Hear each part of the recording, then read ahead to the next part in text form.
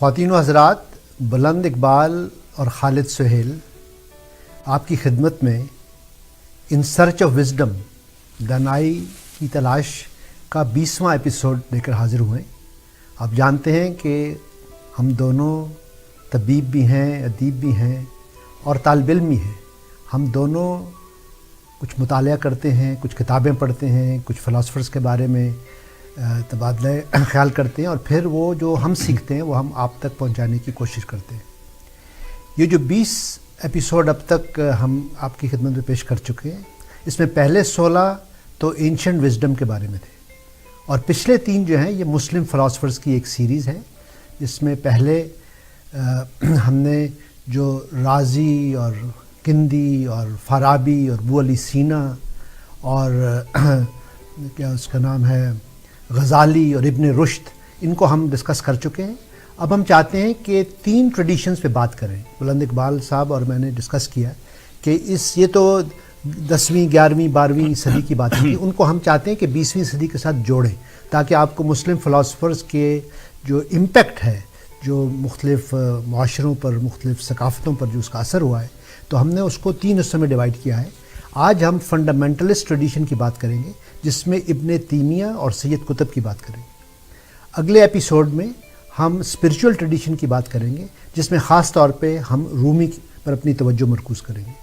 اور چھٹے ایپیسوڈ میں ہم فلسافیکل ٹریڈیشن کی بات کریں گے، جس میں ہم علامہ اقبال اور ان کی کتاب reconstruction of religious thought in Islam پر گفتگو کریں گے. تو یہ میں آپ کو ایک آئیڈیا دے رہا ہوں تاکہ آپ کو اندازہ ہو کہ یہ جو مسلم فلاسفرز کی جو ٹریڈیشن ہے، یہ جو سیریز ہے، یہ ایک خاص نقطہ نظر سے ہم آپ کے سامنے پیش کر رہے ہیں، تاکہ آپ کو اس کا جو بڑا کینوس ہے، اس کے جو ایشوز ہیں، ان کے جو مسائل ہیں، ان پر جو ایک فلسافیکل اور ریلیجس ڈسکشنز ہوئی ہیں، اس کے بارے میں آپ کو ایک سیر حاصل اور ایک اندازہ آپ کو ہو، تاکہ آپ ان لوگوں کو مزید پڑھیں. تو آج چونکہ ابن تیمیہ کی بات ہے، تو میں بلند اقبال سے پوچھوں گا کہ اس دور کی ذرا ایک کانٹیکسٹ آپ کے سامنے پیش کریں، تاکہ آپ کو ایک اندازہ ہو کہ کیونکہ ان کے دور میں کافی سیاسی اور سماجی مسائل ہو رہے تھے، بہت سے کانفلکٹس ہو رہے تھے، خاص طور پہ منگول کے ساتھ، جنہوں نے اسلامی سوچ کو اور مسلم فلاسفرز کی سوچ کو متاثر کیا. تو بلند اقبال صاحب بتائیں کہ یہ ابن تیمیہ جو ہم اس سیریز کی ایک آخری ایک طرح سے سلسلہ ہے، تو یہ کیا دور ہے، اور یہ ابن تیمیہ کس ماحول میں، سماجی سیاسی ماحول میں ان کی پرورش ہوئی اور ان کا جو متنازع فی ان کی پرسنالٹی بنی، اس دور کے بارے میں کچھ ہمیں بتائیں. ڈاکٹر صاحب نے بالکل صحیح فرمایا. ناظرین نے بھی اس بات کو نوٹ کیا ہوگا کہ ہر شخصیت جو ہے وہ اپنے حوالے سے کچھ چیزیں ایسی ہیں جو بڑی امپورٹنٹ ہوتی ہے. ابن تیمیہ کا معاملہ کچھ زیادہ ہی مجھے اہم لگا، کیونکہ ان کی پیدائش تاریخی اعتبار سے، ان کا جغرافیہ رہنے کے لحاظ سے، اور ان کا بیک گراؤنڈ فیملی کے لحاظ سے، اور جو بھی اس دور کا سماجی یا سیاسی پس منظر ہے وہ بہت امپورٹنٹ ہے، کیونکہ اسے سمجھ میں آتا ہے کہ ابن تیمیہ یا اس قسم کی جو سوچ یا فکر اسلام کے حصے میں بعد میں آئی، یا ان کی وجہ سے ایک چیز بلٹ ہوئی، اس کی ریزنز کیا ہے. پہلے ہم تاریخ پر نظر ڈال دیتے ہیں. پیدائش ان کی ہوئی حران میں. حران جو کہ علاقہ ہے ترکی اور سیریا کے آس پاس، یعنی ترکی کے بارڈر پہ، ترکی کا علاقہ ہے یہاں یہ پیدا ہوئے. ان کی زندگی زیادہ تر سیریا میں گزری، کیونکہ ترکی کے بعد سیریا آ گئے، تو سیریا میں یعنی دمشق وغیرہ میں ان کی زندگی زیادہ گزری. مگر یہ دور ہے مملوک آف ایجپٹ کا، یعنی اگر ہم تھوڑا سا پیچھے چلے جائیں، ایک بار پھر ریوائز کر لیتے ہیں بہت جلدی سے کہ صاحب وہ خلفائے راشدین آئے تھے. یعنی اگر ہم نبی کریم صلی اللہ علیہ وسلم سے پہلے دیکھیں تو یہ سارا علاقہ جو ہے وہ بائزنٹین امپائر کا، یعنی سوزینینس وغیرہ رہتے ہیں یہاں پہ ایجپٹ وغیرہ میں. نبی کریم صلی اللہ علیہ وسلم کے بعد وہی خلفائے راشدین، اور پھر وہی امیہ، اور پھر وہی عباسید آئے. عباسید جو ہیں وہ 975 تک یعنی آئے تو خیر وہ 750 میں تھے، مگر 950 تک تو بہت ہی اسٹیبلش رہے. پھر گریجولی انڈیپینڈنٹ اسٹیٹس ان کی بنتی بھی چلی گئیں، وہ کہ حکومت انہی کی رہی، لیکن کافی کچھ ٹوٹ پھوٹ بھی ہوتی رہی. اور پھر ہم نے دیکھا کہ صاحب فاطمید آئے اور مملوک آئے. مملوک جو ہیں وہ تقریباً 400-500 سال رہے، یہ بڑے اسٹیبلش رہے. یہ آئے تقریباً 1250 میں. 1250 سے لے کے 16ویں صدی تک، یعنی 1500 تک رہے یہ، 1512 تک. اس کے بعد پھر ہم دیکھتے ہیں آٹومین امپائر آ جاتا ہے جو 1922 تک رہتی ہے. اور پھر ظاہری بات ہے اسی ایجپٹ کے اندر فرینچ آتے ہیں، اور پھر برٹشرز آتے ہیں. پھر الٹیمیٹلی ریپبلک آف ایجپٹ بن جاتا ہے پاکستان بننے کے 5 سال بعد، یا اندر آئے گی ڈیٹ اس طرح سے ناظرین کو، یعنی 1952 کے وقت. تو یوں یہ پورا ایجپٹ ہمیں نظر آتا ہے. مملوک دور میں اگر ہم چلے جائیں یا تھوڑا سا بیک گراؤنڈ میں دیکھ لیں تو ہمیں اندازہ ہوگا کہ ہو کیا رہا تھا. عباسید دور حکومت میں جو یہ پھیلتی جا رہے تھے, بہت سے باہر کے لوگ شامل ہوتے جا رہے تھے. ترک آ رہے ہیں اور آرمینینس آ رہے ہیں اور جارجینینس آ رہے ہیں, یہ سارے لوگ ایرانینس آ رہے ہیں. یہ جب جمع ہوتے جا رہے ہیں اور بہت سے غلام خریدے جا رہے ہیں, تو جو خریدے جا رہے ہیں وہ سپیریئر ہیں, تو ان کو تھوڑا سا اسلحہ وغیرہ رکھنے کی بھی تھی اجازت, اور وہ زیادہ تر فیملیز میں بھی شامل ہوتے جا رہے تھے, اور وہ بڑا حصہ ان کا آرمی اور ملٹری میں بھی آتا جا رہا تھا. یہ جو مملوک ہیں یہ بیسیکلی وہی ترک ہیں جو بعد میں طاقتور ہو گئے, اور انہوں نے پوری کی پوری اسٹیٹ اسٹیبلش کی اور انڈیپینڈنٹ ہو گئے اور بہت قوت سے آ گئے. اب ہم تھوڑا سا تاریخ اعتبار سے دیکھ لیتے ہیں کہ یہ جو صاحب ہیں ہمارے ابن تیمیہ ہیں, یہ 1962 میں پیدا ہوئے, اور 1262 میں, اچھا 1262 میں پیدا ہوئے, اور ٹھیک ان سے سمجھے پیدائش سے کچھ ہی سال پہلے سے جو بغداد کا واقعہ ہو گیا, یعنی منگول آ گئے. تو ایک بہت بڑی ٹوٹ پھوٹ نظر آ رہی ہے کہ ان کے 4 سال 5 سال کے ہی تھے, اور اس سے پہلے ہی عباسید حکومت کا ستیہ ہوا اور منگول نے خوب ہی خون خرابہ کیا. تو وہ ایک اس کا نفسیاتی اثر نظر آ رہا ہے. اس کے بعد پھر ہم دیکھتے ہیں کہ یہ جو ہیں فیملی بیک گراؤنڈ ہم ذکر کر لیں گے, اور آپ بھی ہمیں بتائیے گا پلیز. لیکن ہم یہ دیکھ رہے ہیں کہ جس فیملی میں پیدا ہوئے وہ بیک گراؤنڈ جو ہے وہ بہت ہی مسلم اسکالرس کا ہے. ان کے والد بہت بڑے اسکالر ہیں اور مدرسے کے استاد ہیں, اور آپ اگر چاہیں تو تو جو مجھے بلند اقبال صاحب چونکہ بایوگرافیکلی ان کی جو ذاتی شخصیت ہے اس میں مجھے لگا کہ والد صاحب چونکہ وہ بھی ایک اسکالر تھے, اور وہ ایک جو مجھے میرے لیے خاص ہوتا ہے کہ وہ بھی فتوے دیتے تھے, اور وہ ہمبلی مطلب ہے جو 4 وہ ہیں کہ حنفی اور شافعی اور مالکی, اور تو ان کا ہمبلی سیکٹ سے یا اس نقطہ نظر سے تعلق تھا. اور جب ان کے والد فوت ہوئے 1284 میں, تو انہوں نے اس والد کی اس چیز کو اڈاپٹ کیا. تو اس میں اسکالرشپ بھی آتی ہے, اور اس میں فتویٰ دینا بھی آتا ہے, اور اس میں جو ہے نا وہ سرمن دینا, اور تو مجھے یہ فیل ہوئی کہ یہ کافی ایز اے اسکالر بھی اور ایز اے مفتی بھی, اور مطلب ہے کافی اسٹیبلش ہو گئے, کافی ان کو پولیٹیکل پاور مل گئی. اور پھر جو کرائسس جو ہوا, جو بیسیکلی وہ یہ کرائسس یہ تھا کہ, اور یہ کرائسس ہوا 1293 میں 93 میں, کہ انہوں نے ایک فتویٰ دیا جو بہت اہم ہے. وہ یہ کہ ایک کرسچن, ایک عیسائی پادری تھا عفاف النصرینی, اس نے کہیں ناموس رسالت کے حوالے سے یا پیغمبر کے حوالے سے کچھ گستاخانہ بات کر دی, تو انہوں نے یہ فتویٰ دے دیا کہ اس کو قتل کر دیا جائے. اب اس سے ایک پورے ملک میں ایک کرائسس ہو گیا. جو گورنر بھی تھے انہوں نے کہا کہ یہ تو مطلب ہے بہت مطلب ہے پولیٹیکل ایک آکورڈ سچویشن کریٹ ہو گئی. تو گورنر نے اس عیسائی پادری سے کہا کہ تم مسلمان ہو جاؤ, تو وہ مسلمان ہو گیا. تو ان کا خیال تھا کہ مسلمان ہو جائے گا تو یہ اس کو چھوڑ دیں گے, لیکن پھر بھی انہوں نے ان کو نہیں چھوڑا. تو پھر گورنر نے ان کو جیل میں ڈال دیا. تو اب یہاں سے 2 سچویشنز کریٹ ہوتی ہیں, پولیٹیکل اور ریلیجس کرائسس, کہ ایک طرف انہوں نے فتویٰ دیا ہے اور دوسری طرف یہ جیل جاتے ہیں, لیکن بجائے جیل میں یہ سرنڈر کرنے کے یہ اور ان کے اندر ایک شدت جسے کہیں. اور جو میرے نزدیک ایک امپورٹنٹ تھی کہ انہوں نے جو کتاب لکھی, the drawn sword against those who insult the messenger. اب یہ ایک نئی ایک طرح سے ایک روایت ہے کہ جو شخص پیغمبر کی شان میں گستاخی کرتا ہے اس کو قتل کر دیا جائے, اس کو مطلب ہے کہ اس طرح کا سزا دی جائے.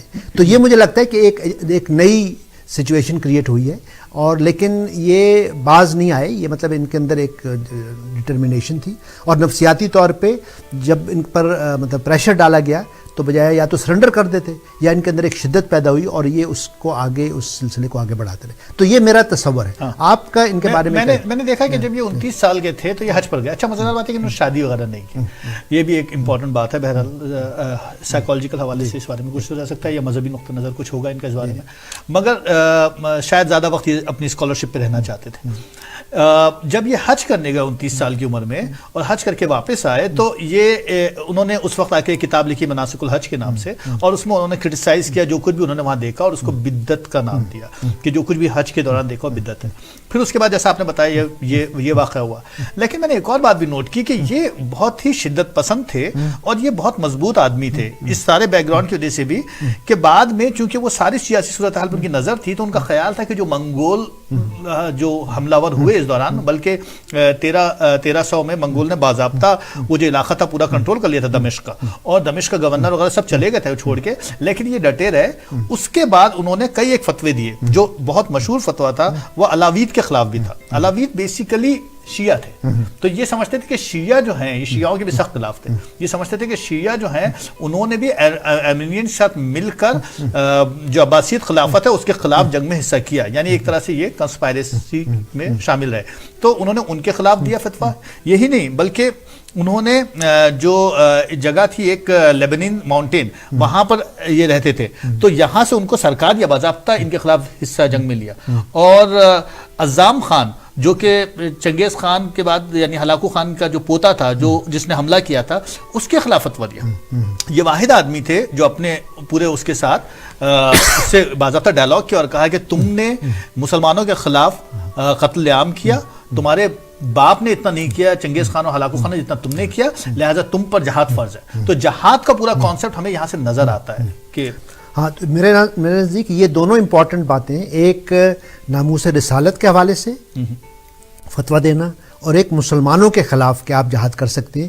یہ دو چیزیں جو شروع ہوئیں تو گریجولی اب مسئلہ یہ ہو گیا کہ پولیٹیکل تو جو تھا ہی، جو مسلم اسکالرس تھے ان کے لیے بھی ایک پرابلم ہو گیا کہ ان کو ایکسیپٹ کریں یا ریجیکٹ کریں، تو یہ کافی متنازع فی ان کی پرسنالٹی بن گئی، اور جیل میں بھی جاتے تھے، نکلتے تھے، اس کے بعد یہ سلسلہ ان کا تقریباً 12 سال میرا خیال ہے جیل میں رہے، کافی عرصہ رہے۔ تو اب آپ یہ بتائیں کہ ان کا جو اثر ہے، یہ سید قطب، حسن بن بنا، اسامہ بن لادن، اور یہ جہاد کا اور مسلمانوں کے خلاف، کہ یہ جو ٹریڈیشن سلسلہ وہاں جا کے ملتا ہے، کیونکہ ہم سید قطب کی بھی بات کریں گے، تو آپ کے خیال میں یہ کس طرح یہ ہوا کہ آپ کے خیال میں کہ اس کی کیا انفلوئنس ہے کہ یہ اگلے چند 100 سال تک ان کی جو سوچ ہے، ان کی جو فکر ہے، وہ کافی پاپولر ہوتی چلی؟ جی، میرا خیال ہے کہ ابھی جو کانٹمپریری جو ہے اس میں تو آف کورس جو بھی اثرات ہیں وہ تو امپورٹنٹ ہیں، اس پر ہم ذکر کر لیں گے۔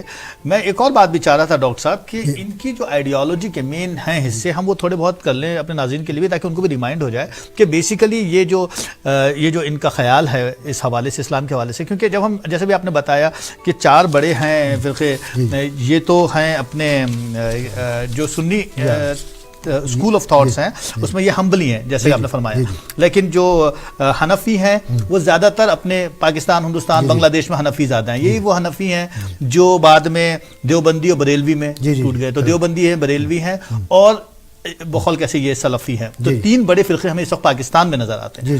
دوسری طرف ہمیں جو ہمبلی ہیں وہ زیادہ تر ہمیں افریقہ وغیرہ میں نظر آتے ہیں۔ یہ الگ بات ہے کہ شافی جو ہیں وہ بھی اس طرف زیادہ ہیں، جس دمشق میں شافی زیادہ ہمیں دمشق میں نظر آتے ہیں۔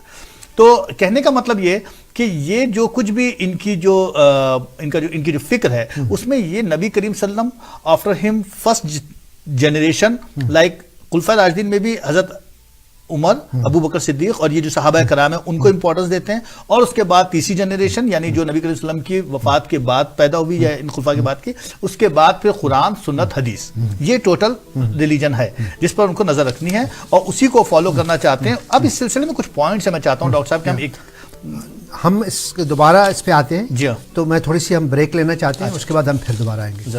تو خواتین و حضرات، یہ بہت ہی ایک کنٹروورشل ایشو ہے، بہت ہی ایک متنازع فی ڈسکشن ہے، تو ہم دوبارہ تھوڑی سی بریک کے بعد دوبارہ اس پہ آتے ہیں، اور ابن تیمیہ اور اس کے بعد سید قطب کی باتیں ہم آپ کے ساتھ کرتے ہیں۔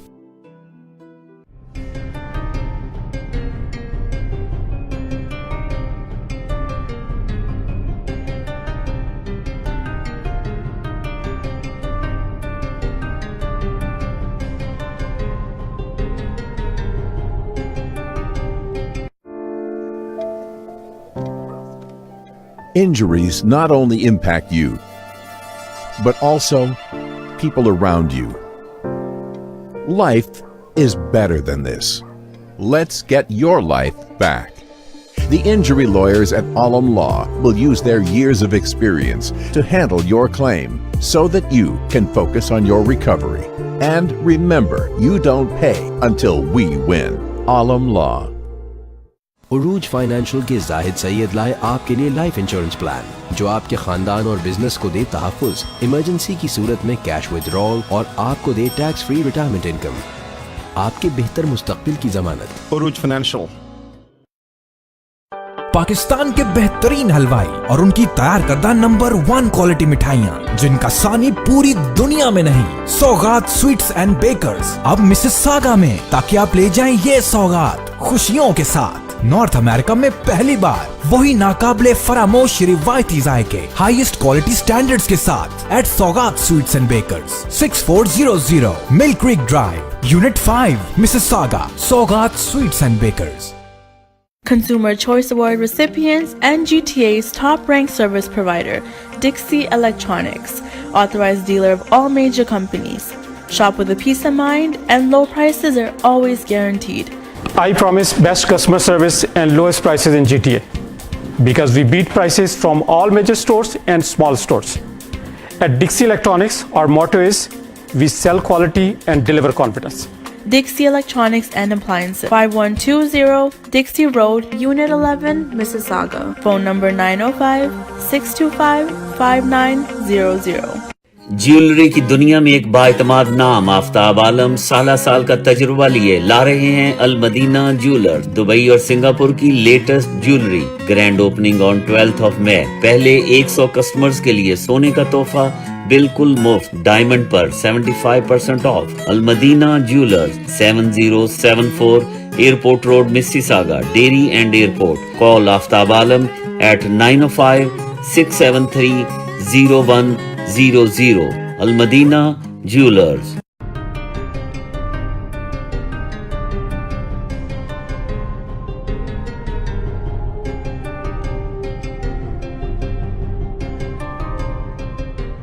ख़वातीन हज़रात, आज हम इन सर्च ऑफ विजडम के 20th एपिसोड में मुस्लिम फ़िलासफ़र्स में जो फंडामेंटलिस्ट ट्रेडिशन, शिद्दत पसंद जो एक रवैया है, उसको एक्सप्लोर कर रहे हैं और हम इब्ने तैमिया और सैयद कुतुब के हवाले से कुछ बात कर रहे हैं। तो बुलंद इकबाल साहब हमें बता रहे हैं कि इब्ने तैमिया की जो सोच है, जो उनकी फ़िक्र है, जो उनके अकायद हैं, जो उनके नज़रियात हैं, उनमें किस तरह शिद्दत पसंदी किस तरह दर आई और किस तरह उन्होंने उनको और उस दौर को और उसके बाद के दौर को मुतासर किया। तो बुलंद इकबाल साहब ज़रा इनके अकायद के बारे में हमें बताएं कि इब्ने तैमिया किस तरह सोचते हैं। डॉक्टर साहब, मैं चाहूँगा कि नाज़रीन किराम के ज़हन में बात इसलिए मैं भी रिमाइंड अपने आप को किया कि आखिर कौन सी अहम बातें हैं जो इनकी तहरीर में और इनके नज़र आ रही है, इनकी फ़िलासफ़ी। कहते हैं खुदा के हवाले से, नंबर 1, हम इस पर चाहे तो बाद में बात भी कर सकते हैं। खुदा के बारे में वो कहते हैं कि मानवियत नहीं चलेगी। खुदा का जो कॉन्सेप्ट है वो वही है जो कुरान शरीफ में है। ये जो तफसीर है, ये जो इंटरप्रिटेशन है, ये जो सिम्बोलिज्म है, ये सब बेकार की बात है। तो वो क्लियर है इस मामले में। नंबर 2, वो कहते हैं तौहीद की डिवीजन। तौहीद जो है वो या तो रुबैया है या फिर या फिर अलहिया है या फिर अस्मा है, यानी कि बनाने वाला बिगाड़ने वाला खुदा है, पहली बात। दूसरी बात, सिर्फ अल्लाह की इबादत करो, कोई शामिल नहीं होगा, दूसरी बात। तीसरी बात, अस्माए सिफत इंपॉर्टेंट है, जो खुदा की सिफत है वही खुदा है, दैट्स इट, बात खत्म। तीसरी बात, वो कहते हैं कि ड्यूरेशन ऑफ हेल फायर बहुत इंपॉर्टेंट है। हेल फायर का मतलब हरगिज़ ये नहीं कि एटर्नल है। अगर तुम काफिर हो तुम जाओगे दोज़ख में, लेकिन तुम ड्यूरेशन लिमिटेड है, एक तरह से थेरेपेटिक है, ये एटर्नल नहीं है, हमेशा नहीं रहेगी। ऐसी आगे जाकर बात करते हैं सोर्स ऑफ शरिया, सिर्फ कुरान, सुन्ना और इजमा और क़यास। लेकिन इजमा को भी उन्होंने रिप्लेस कर दिया सहाबा से कि सिर्फ सहाबा की तालीमात देखो। बिल्कुल ऐसी फिर आगे गए, कहा रीजन और रेशनल नहीं चलेगा, क्योंकि कुरान खुद सबसे बड़ा रेशनल है, खुद सबसे बड़ा रीजन है। कुरान ने सब कुछ दे दिया है, तुम्हें मजीद उसको एक्सप्लेन करने की इंटरप्रिटेशन की जरूरत नहीं है। इसी तरह कई एक अहम बातें हैं जो मैं चाहूंगा कि एक के बाद एक आपसे डिस्कस भी कर लूँ, क्योंकि इसमें बहुत सी अहम बातें हैं। मसलन ये भी कि जिहाद ताकत से भी होगा, जिहाद जबान का भी होता है, जिहाद इकोनॉमिकल भी होता है, जिहाद पूरी तरह शामिल है। फिर जिहाद के हवाले से भी के बाद भी उन्होंने बिदा के ऊपर खासी बात की कि जो टॉम्स होते हैं, ये जो कुछ भी होते हैं, उसके इर्द गिर्द मसाजिद का कोई कॉन्सेप्ट नहीं है। इवन वो आज़ा सल्लम के भी मज़ार के कायल नहीं है। वो कहते हैं कि तमाम जो हैं वो नहीं होने चाहिए। इसके ऊपर खासी ले दे हुई उस ज़माने में भी और बाद में भी। बिल्कुल ऐसी ये शियाओं के सख्त खिलाफ थे। ये समझते हैं कि शियाओं की वजह से असल में ये एक इलनेस है जिसने इस्लाम को बहुत नुकसान पहुंचा दिया। वो मातम के सख्त खिलाफ थे कि मातम जो है इसका मतलब है कि आपको ट्रस्ट नहीं है खुदा के ऊपर। जो हुआ वाक़या हुसैन हज़रत इमाम हुसैन अलैहिस्सलाम के साथ, वो असल में एक डिग्निटी है, वो एक वाक़या है जिस पर हमको फील करना चाहिए कि मजहब के लिए उन्होंने जान दे दी, उसके लिए रोना धोने का कोई कॉन्सेप्ट नहीं है। उनका ये ख्याल है। इसी तरह से सूफीज़म के भी ये किसी हद तक रिजेक्ट करते हैं। वो कहते हैं कि स्पिरिचुअलिज्म का जो बड़ा कॉन्सेप्ट है या खुदा की वहदानियत हर चीज़ में, ये सब बेकार बातें हैं। बस ये इसको जब आप इस तरफ जाएंगे तो आप इसको याद रखेंगे, ये चीज़ नीचे है और शरिया ऊपर है। शरिया के बहुत کلیئر اس میں ہے کہ سخت سزائیں ہونی چاہیے اور لیشز ہونے چاہیے. تو یہ ایک جرنلی ان کا کانسیپٹ ہے جو بہت ریجٹ ہے اور بہت اسٹریٹ فارورڈ ہے اور ورڈ ٹو ورڈ ہے. تو اب ہم تھوڑا سا فاسٹ فارورڈ کرتے ہیں. یہ تو 13ویں صدی، کیونکہ میں چاہ رہا تھا کہ ہم 20ویں صدی تک آئیں. تو مجھے یہ فیل ہوا کہ ان کے جو فالوورز ہیں، جو ڈسائپلز ہیں، ان میں یہ سید قطب اور حسن بن بنا اور اسامہ بن لادن تک کی بات آتی ہے. تو اس میں سید قطب کو ہم تھوڑی دیر فوکس کرتے ہیں. تو جو 1906 میں پیدا ہوئے اور شروع میں کافی ماڈرن تھے. جی مطلب ہے یہ ان کے سوچ کافی مطلب ہے کہ لبرل تھی. اس دور میں بھی امریکہ آنے سے پہلے یہ کمیونزم کے خلاف انہوں نے کچھ لکھا، لیکن مطلب اتنی شدت نہیں تھی. لیکن جب امریکہ آئے یہ سید قطب اور یہاں چند سال رہے تو اس دوران ان کے مزاج میں کیپٹلزم، امپیریلزم کے خلاف بات چیت خیالات آئے. تو جب یہ واپس گئے تو اب ان کے مزاج میں پوری طرح جو ہے کمیونزم کے بھی خلاف، امپیریلزم کے بھی خلاف، کیپٹلزم کے بھی خلاف، اور اسلام کے پیورلی اس کو اسٹرکٹلی فالو کرنے کا ایک رویہ پیدا ہوا. اور پھر ان کی جو کتابیں ہیں جیسے مائل سٹونز ہیں جو انہوں نے جیل میں لکھی، اور میں سمجھتا ہوں کہ وہ ایک طرح سے بائبل بن گئی. تو بعد میں جو شدت پسند یا دہشت پسند جو ایک روایت بنی، اس میں سید قطب کو انہوں نے ایک کافی اہمیت دی. تو آپ کے خیال میں مجھے لگتا ہے کہ یہ جو ناصر تھے، جو ان کا جو موومنٹ اخوان المسلمین، جمال عبد الناصر اور ان کا جو موومنٹ تھی، اس کے ساتھ ان کا ایک گہرا تعلق ہے. تو آپ کو کیا لگتا ہے کہ ان کی ریلیجس آئیڈیاز، جو پولیٹیکل سچویشن، اس کے بارے میں آپ کا کیا تاثر بنتا ہے؟ ڈاکٹر صاحب مجھے سید قطب کو جب میں دیکھ رہا تھا تو مجھے ظاہر بات ہے مودودی یاد آئے، کیونکہ مودودی کا جو سارا انفلوئنس نظر آتا ہے ہمیں ہندوستان کے حصے میں یا بنگلہ دیش یا پاکستان کے حصے میں جماعت اسلامی کے انداز میں، اور جو مسلم امت کے کانسیپٹ پہ کام کرتے ہوئے نظر آتے ہیں. کم و بیش وہی دور ہے آگے پیچھے کا جب ہمیں یہ نظر آتے ہیں مصر میں، اور یہ بالکل مسلم برادرہڈ کے لیے کام کر رہے ہیں. تو یہ سارا کا سارا سلسلہ پیچھے جا کر تو وہابزم سے ہی ملتا ہے. یعنی عبد الوہاب صاحب کی جو تحریک تھی 1706 میں جو نظر آتی ہے سعودی عرب میں، اور یہ وہابزم کا سلسلہ پیچھے جا کے ہمارے ابن تیمیہ سے ملتا ہے. تو یہ ایک ہی ڈوری کے 3 راستے ہیں اور یہی چیز آگے آ رہی ہے. جیسے کہ آپ نے شروع میں مجھ سے سوال پوچھا تھا، وہ بہت امپورٹنٹ تھا اور وہ مس ہو گیا، کہ آپ نے کہا مجھ سے کہ کیا وجہ ہے کہ کنٹمپریری اس میں یہ چیز اثرات نظر آ رہے ہیں تیمیہ کے سوشو پولیٹیکل ریزنز کی وجہ سے. کس کو معلوم تھا، تیمیہ صاحب کو بھی، کہ آگے جا کر مسلمانوں کے حصے میں تاریکی کا جو وقت آنے والا ہے، جو آف کورس ہم نے پچھلے مسلم اسکالرز کو پڑھا بھی اور اس کے اثرات دیکھے بھی، اور جو پچھلا پورا 1000 ملینیم سال جو ہمارے حصے میں تاریکی کا ہے، اس کے نتیجے میں جو ریئیکشن ڈیولپ ہوا اور ویسٹرن قومیں آگے بڑھ گئیں گریک فلسفی کو فالو کرتے ہوئے سائنس کی دنیا میں اور تمام جسے کہتے ہیں فلسفی کے لحاظ سے. تو وہ جو ایک انفیریٹی رول تھا اس کے اندر پھر وہ الٹیمیٹلی ابن تیمیہ کی شکل نظر آتی ہے. ان دونوں میں ایک چیز ہے سر جو ہم کمپیئر کر سکتے ہیں، منگول کا حملہ اور ابن تیمیہ پر اثرات، اور پورا ویسٹ کا آگے نکل جانا، اور خصوصاً ریلیجیس اور اسلامک اسکالر، اسلامک ماننے والوں کا ایک وہ اسٹیج کہ وہ جو کبھی اوپر تھے آج نیچے ہیں. ان دونوں کو ہم کمپیئر کر سکتے ہیں. اگر آپ اسی لیے اس تحریک کو ہمیں نظر آتی ہے. اگر آپ جنگ کی بات کرنا چاہتے ہیں، جو کنیکشن بنا رہے ہیں، تو ان کے دور میں جو عرب اسرائیل کی جنگ ہے اس نے امپورٹنٹ رول پلے کیا، کہ ان کو لگا کہ جو عرب قوم جو اسرائیل جنگ میں جو ہارے، تو انہوں نے ان کی ایگو اور ان کی جو نا عزت نفس کو کافی پہنچایا. میں ایک پیراگراف آپ کے ان کے مائل سٹون سے، تاکہ جو ناظرین ہیں ان کو اندازہ ہو کہ یہ کس طرح سوچتے تھے سید Qutub.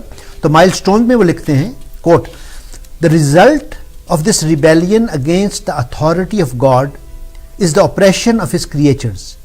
Thus the humiliation of the common man under the communist systems and the exploitation of individuals and nations due to the greed for wealth and imperialism under the capitalist systems are but a corollary of rebellion against God's authority and the denial of dignity of man given to him by God. For human life there is only one true system, and that is Islam. There is only one law which ought to be followed, and that is the Sharia from God. تو میں یہ شو کرنا چاہتا ہوں کہ جو ابن تیمیہ نے بھی شریعت کی بات کی، طریقت کو چھوڑ کے اس کے خلاف، انہوں نے بھی اسی شریعت کی بات کی کہ ایک اسلام ہے، ایک اس کی شریعت ہے، اس کو ہمیں فالو کرنا ہے اور اسی میں ہماری نجات ہے. اور جو باقی جتنے سسٹمز ہیں، کمیونزم ہو یا امپیریلزم ہو یا کیپٹلزم ہو، وہ سب سے ہمیں نجات حاصل کرنی ہے اور اس پہ آنا ہے.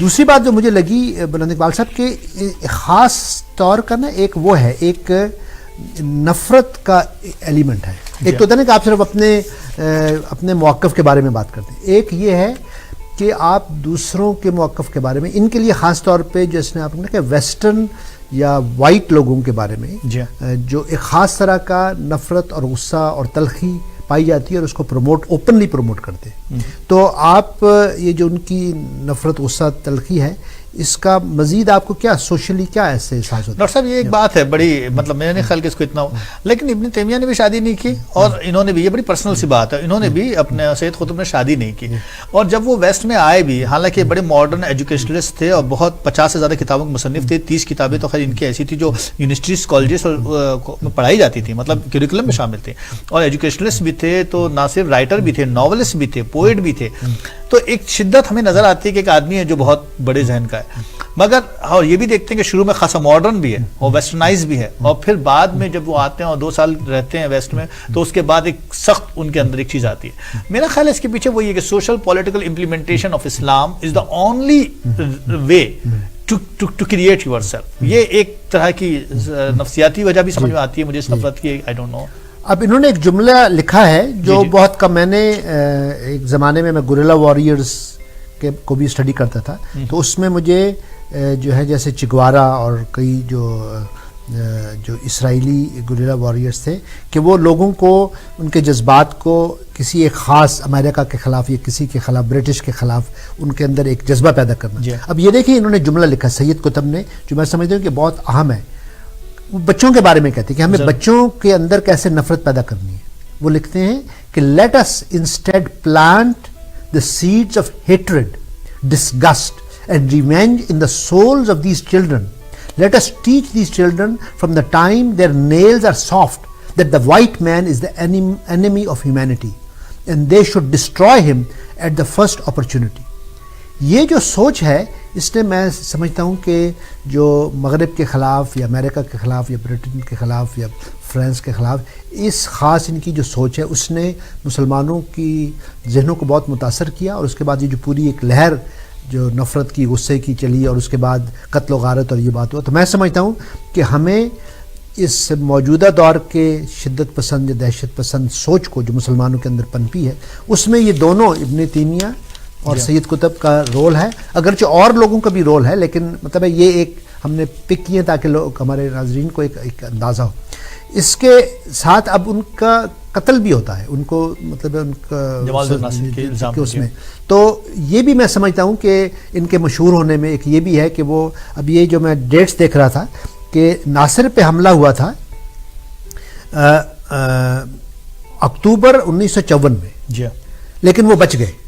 لیکن کیونکہ اخوان المسلمین کی طرف سے ہوا تھا تو انہوں نے بہت سے اخوان المسلمین کو جیل میں ڈال دیا, اس میں یہ سید قطب بھی تھے. اور پھر آخر ان کو ہینگ کیا گیا 29 اگست 1966 میں, اور ان سے کہا گیا کہ آپ معافی مانگ لیں, آپ کو چھوڑ دیا جائے گا. لیکن انہوں نے کہا نہیں, میں نے تو اتنے سالوں سے یہ ارن کیا ہے. ان کو اپنے قتل ہونے پہ وہ قربانی پہ ایک فخر تھا, اور اس وجہ سے وہ ایک جو پولیٹیکل یا ریلیجس پوزیشن ہے وہ مجھے لگتا ہے ایک متھ کے طور پہ بن گئی اور لوگوں کے اندر.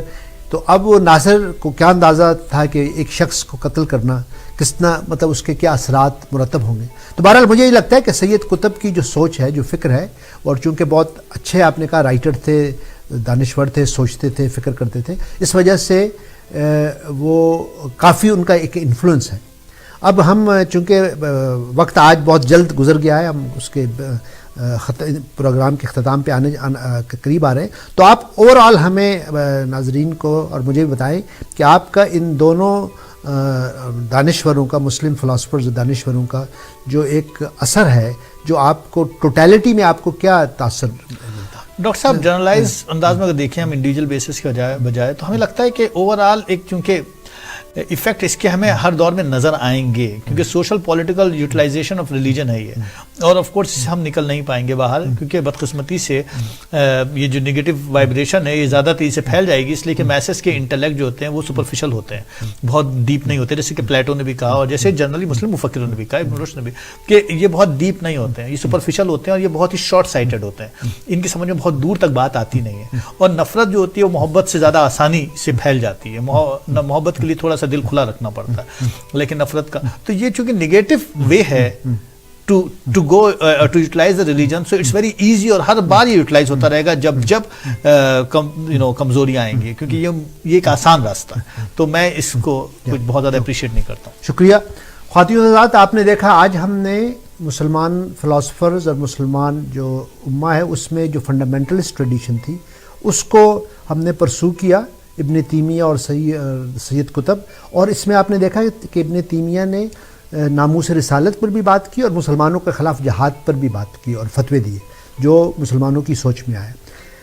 ہم یہ سمجھتے ہیں کہ فنڈامنٹلسٹ ٹریڈیشنز کے ساتھ دو اور ٹریڈیشنز ہیں جو ہم ایکسپلور کرنا چاہتے ہیں اور آپ کے ساتھ ڈسکس کرنا چاہتے ہیں. تو اگلے پروگرام میں ہم اسپرچول ٹریڈیشن پہ بات کریں گے جس میں رومی کی بات ہوگی, اور اس کے بعد اگلے ایپیسوڈ میں ہم فلسافیکل ٹریڈیشن پہ بات کریں گے جس میں علامہ اقبال اور ان کے 6 لیکچرز کی بات ہوگی, تاکہ ہمیں ایک 20ویں صدی تک ہم اس کا رشتہ جوڑیں اور آپ کو مسلمانوں کی جو کلی سائیکی ہے, نفسیات ہے, اس کا ایک اندازہ ہو. نوازش, بہت بہت شکریہ.